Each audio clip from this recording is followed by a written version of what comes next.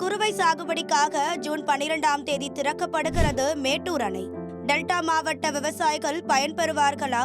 கால்வாய்கள் தூர்வாரப்பட்டுள்ளனவா? கடைமடை வரை தண்ணீர் வருமா? என்ன சொல்கிறார்கள் விவசாயிகள்? பார்க்கலாம் இந்த தொகுப்பில். சௌபாக்யா home and kitchen appliances. Green Park Coaching Center, All India First Rank, 720 out of 720. Number of students joined MBBS in 2024, 1951. Green Park Coaching Center. குறுவை சாகுபடிக்காக மேட்டூர் அணையில் இருந்து ஜூன் 12ஆம் தேதி தண்ணீர் திறக்கப்படும் என்று அறிவிப்பு விவசாயிகள் மத்தியில் மகிழ்ச்சியை ஏற்படுத்தியுள்ளது. டெல்டா மாவட்டங்களுக்கு பாசன வசதி பெற பிரதானமாக உள்ள பாசன ஆறுகள், வடிகால், வாய்க்கால்கள் தூர்வாருவதற்காக 98 கோடி ரூபாயை தமிழ்நாடு அரசு நிதி ஒதுக்கீடு செய்துள்ளது.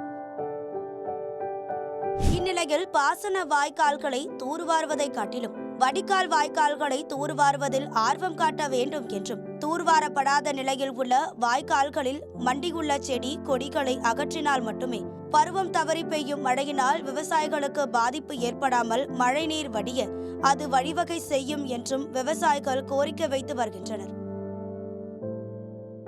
மேட்டூர் அணையில் தண்ணீர் திறந்து விடுவதற்கு இன்னும் 22 நாட்களே உள்ள நிலையில் இதுவரை அதிகாரிகள் எந்த ஒரு நடவடிக்கையும் எடுக்கவில்லை என்றும், பல்வேறு முறை விவசாயிகள் குறைதீர் கூட்டம் மற்றும் அதிகாரிகளிடம் மனுக்கள் அளித்தும் பெயரளவிற்கு கூட எந்த ஒரு நடவடிக்கையோ அல்லது நேரில் ஆய்வு செய்யவோ இல்லை என்றும் அடுக்கடுக்கான குற்றச்சாட்டுகளை முன்வைக்கின்றனர். ஜூன் 12 தண்ணி திறந்த பிறகு மழையும் தொடர்ந்து பிடிக்க போது நாங்கள் நடவு நடுறோம், திரும்ப மூழ்கும். அது மூழ்கிறது வடிகால் வழி இல்லாமல் திரும்ப தண்ணி வெளியேற வழி இல்லாமல் எங்களுக்கு மூழ்கி வீணாக தான் போகுது. வீணாகிறதுக்கு எங்களுக்கு எந்த ஒரு இழப்பீடும் கொடுக்கறதில்ல. வருஷம் வருஷம் இந்த மாதிரியே பாதிப்பு ஏற்பட்டுருக்கு. நாங்கள் சொன்னோம்னா இந்த காதில் வாங்கி இந்த காதில் விட்டுட்டு போயிட்டுருக்காங்க. இதை பட்ஜெட்டில் அறிவிச்சிருக்காங்க, நிறையா குளங்கள் தூர்வாரப்படும், வாய்க்கால்கள் தூர்வாரி தரப்படும்னு. இதுவரையும் எந்த ஒரு இதுவும் எங்களுக்கு செய்யலை. அதை செஞ்சு கொடுங்க. நகரத்தில் பார்த்தீங்கன்னா பழங்காவிரி சுத்தமாக ஒரு சாக்கடை வாய்க்கால ஓடுற மாதிரி வயல்வெளிகளையும் அந்த கன்னிகளை பராமரிக்காமல் மிக மோசமாக அந்த காடு மண்டி போய் அந்த சத்தகத்தை வெட்டி போடுறது எல்லாம் துந்து போய் தண்ணியே ஓடாமல் மழையில் மிக பெரும் பாதிப்பு ஏற்படுது. இதை முழுக்க முழுக்க அதிகாரிகள் பார்க்கறதே இல்லை. விவசாயிகளுடைய அறியாமை தான் காரணம். தண்ணி மழை காலத்தில் அதிகப்படியாக வடிய மாட்டேங்குது. அதுக்கு போன வருஷம் அரசாங்கம் கொஞ்சம் வெட்டி கொடுத்தது. ஆனால் வருஷம் அதை கொஞ்சம் தொடச்சா தேவலாம், தொடக்காத அப்படியே விடுறதுனால தண்ணி வடிய மாட்டேங்குது. இப்போ அவங்க வயதள மாட்டிலெல்லாம் அவங்க கொஞ்சம் பேர் வெட்டினாங்க. நான் என் வயதள மாட்டை நான் வெட்டிக்கிட்டேன். ஒவ்வொருத்தங்களும் வெட்டினா அரசாங்கத்தை பார்க்காத நம்ம செஞ்சுக்கலாம்.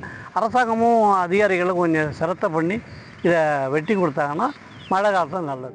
மேலும் ஏறக்குறைய சுமார் 6 லட்சம் ஏக்கருக்கு அதிகமான பரப்பளவில் டெல்டா மாவட்டங்களில் குறுவை சாகுபடி செய்ய தேவையான விதை நெல் கையிருப்பு இல்லாத சூழலில் அதை உடனடியாக அரசு வேளாண் துறை மூலமாக கொண்டு வந்து சேர்க்க வேண்டும் என்றும், விவசாயிகளுக்கு தேவையான பயிர்க்கடன் வழங்க போதிய நிதி ஆதாரத்தை அரசு உறுதி செய்ய வேண்டும் என்பதும் விவசாயிகளின் எதிர்பார்ப்பாக உள்ளது. இந்த டெல்டா மாவட்டத்தில் தண்ணி திறக்கிறதுன்னு சொல்றாங்க. வேணா அந்த ஷட்ரு பூரா எல்லாம் ரொம்ப வீணாக போய் உடஞ்சி போனது போன தடவை அவங்க பொதுப்பணித்துறை அமைச்சரே சொல்லி அதெல்லாம் சரி பண்ணி கொடுத்துறோம்னாங்க. அதுவும் இன்னும் சரி பண்ண முடியாமல் நிற்கிது. போன 2 ஏக்கருக்கு மேலே நம்ம சாகுபடி பண்ணுறோம். இந்த வருஷம் தண்ணி முறையாக கொடுத்தாங்கன்னா இன்னும் சாகுபடியோட பரப்பளவு அதிகமாக தான் ஆகும்.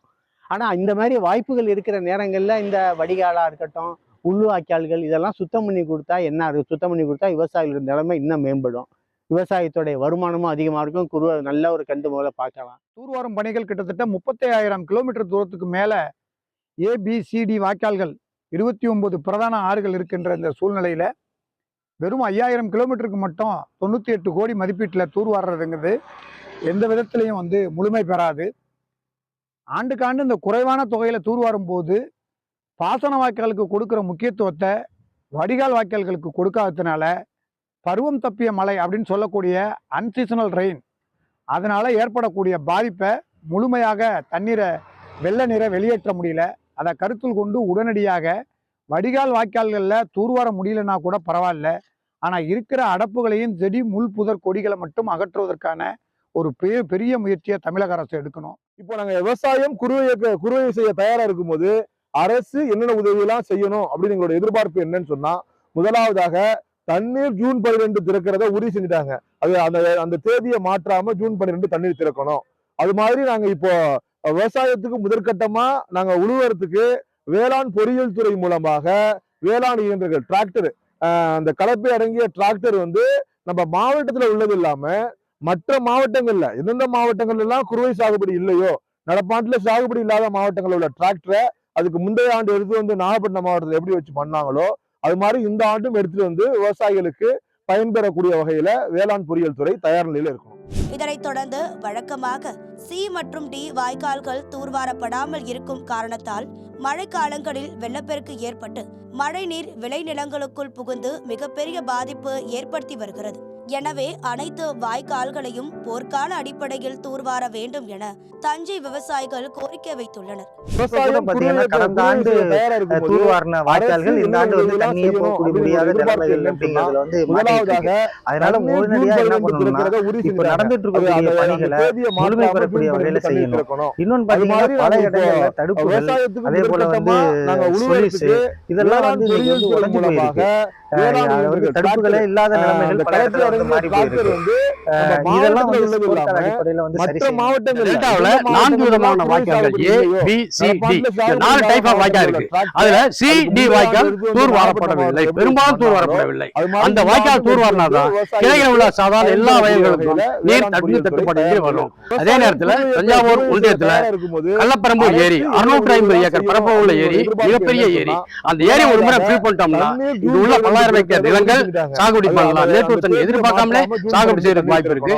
அதே நேரத்தில் தமிழ்நாடு அரசு 26,000 கோடி ரூபாய் ஒதுக்கீடு பண்ணிருக்காங்க. அந்த நிதி என்பது பத்தாது, இன்னும் கூடுதலாக நிதி ஒதுக்கீடு செய்யணும். இருக்கிற இந்த கொஞ்ச காலத்தில் ஜூன் 12க்குள்ள போர்க்கால அடிப்படையில் இந்த தூர்வாரும் பணியை முழுமையாக நிறைவேற்றினால் விவசாயிகள் பயனடைவார்கள். நிதி என்பது பத்தாது, இன்னும் கூடுதலாக நிதி ஒதுக்கி எல்லா வாய்க்கால்களும் தூர்வார செய்யணும். முன்னாடி கூட 100 நாள் வேலைன்னு ஒண்ணு வச்சுக்கிட்டு கொஞ்சம் பேர் ஒரு தூர்வார செஞ்சாங்க. அதுவும் இல்ல, 100 நாள் வேலையும் நடக்கல, எங்கேயுமே எந்த வேலையும் நடக்கல. அதுல தூர்வார பணிக்கு நிதி ஒதுக்கி உடனடியாக விவசாயத்தை பாதுகாக்கணும். வர்ற தண்ணியை விரையா இல்லாம ஒவ்வொரு ஆண்டும் பாத்தீங்கன்னா அந்த கடைசி நாள்ல பாத்தீங்கன்னா தண்ணி அங்க போயிட்டு தண்ணியை கூட வந்துச்சாங்க. என்ன பண்றது, தாங்க முடியாம அது தாங்குற அளவுக்கான ஏரிகள் நிறைய இருக்கு, தாங்குற அளவுக்கான வாய்க்கால்கள் நிறைய இருக்கு. அவைகளுக்கு உடனடியாக தூர்வாரி நிரப்பணும். இப்படி தஞ்சை, நாகை, மயிலை விவசாயிகள் தமிழக அரசுக்கு பல்வேறு கோரிக்கைகளை முன்வைத்து வரும் நிலையில் திருத்துறைப்பூண்டி, முத்துப்பேட்டை, நீடாமங்கலம், நன்னிலம், குடவாசல், மன்னார்குடி உள்ளிட்ட பகுதிகள் முழுவதும் உள்ள அனைத்து பாசன வடிகால் வாய்க்கால்கள் நீர்ப்பாசனத்துறை சார்பில் தூர்வாரப்பட்டு வருகிறது. இந்த வேலை நடைபெற்று கொண்டிருக்கிறது. இதை வந்து இன்னும் சிறப்பாக செஞ்சு கொடுத்துட்டு இருக்காங்க. இதை வந்து முழுமையாக எங்களுக்கு செஞ்சு கொடுத்து மற்ற இடங்கள்ல எல்லாம் நிறைய பணியை செய்து கொண்டு இருக்காங்க. இந்த பணியை முழுமையாக செய்து கொடுக்கறதுக்கு அரசு அதிகாரிகளுக்கும் நான் இப்போ தமிழக முதல்வருக்கும் மனமார்ந்த நன்றியினை தெரிவித்துக் கொள்கிறேன்.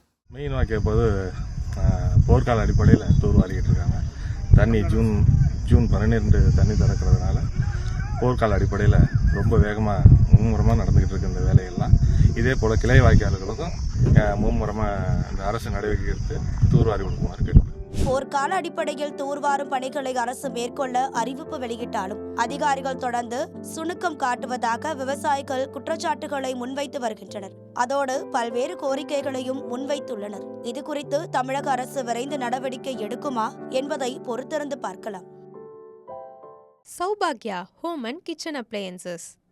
Green Park Coaching Center, All India First Rank, 720 out of 720.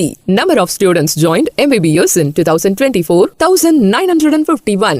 Green Park Coaching Center.